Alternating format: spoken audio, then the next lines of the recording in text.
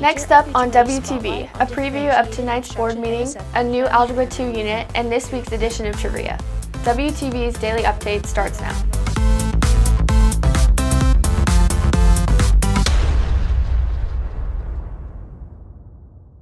Hey there, Red Hog Nation. Today is Monday, February 5th, and I'm Natalia Soto with today's Daily Update, brought to you by Wingspan TV. Every month, the Frisco ISD Board of Trustees holds a monthly meeting to discuss the business of the district, and February's meeting is tonight. WTV's Karina Groskaya has a preview of this event. The meeting is set to kick off with special recognitions, including the district's SRO officers, students who received a National Recognition Award from College Board, and students who received a perfect composite score on either the ACT or SAT. In addition, the meeting will also feature a Future Ready spotlight on differentiated instruction and assessment. Principal Stacy Whaling will be presenting in partnership with Elliott Elementary School Principal Natalie Miller.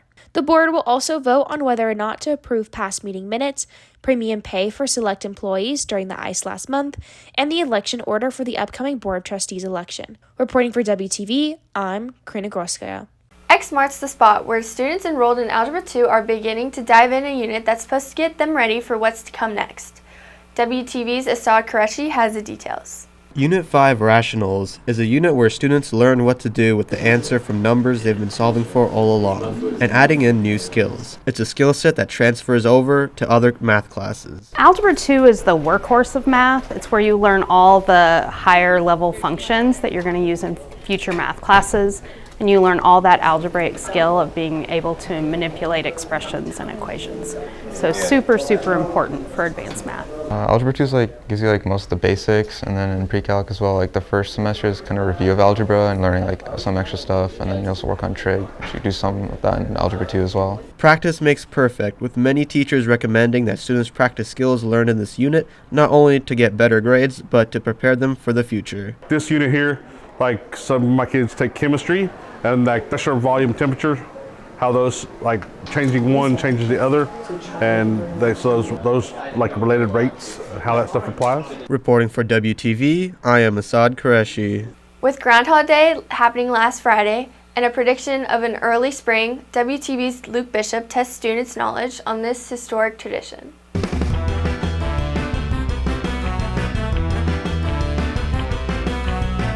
Hey, I'm Luke back with this week's edition of Trivia, and today I'll be asking students about Groundhog's Day.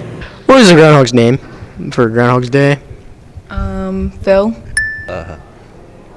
Henry. Okay. What's its name? Yeah.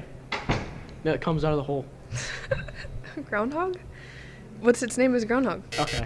Phil. What happens when the groundhog sees a shadow? I mean spring comes, right? Spring comes? Oh, he gets scared, right? Yeah, and what does that mean? Winter or spring? Spring. No. Spring's. Wait, is it spring is coming? Or No.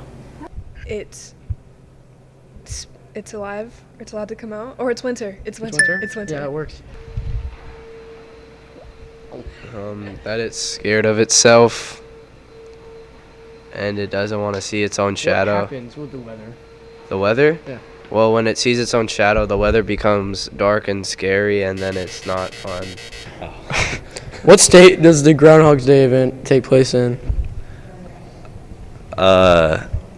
Arizona. Michigan. For sure? No. Okay. That's not us. Northeast.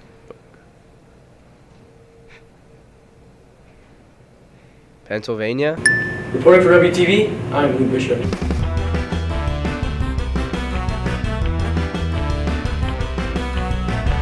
The UIL has announced district realignment for the next 2 years. WTV's Ryan Shapiro gets the reaction from some Redhawks.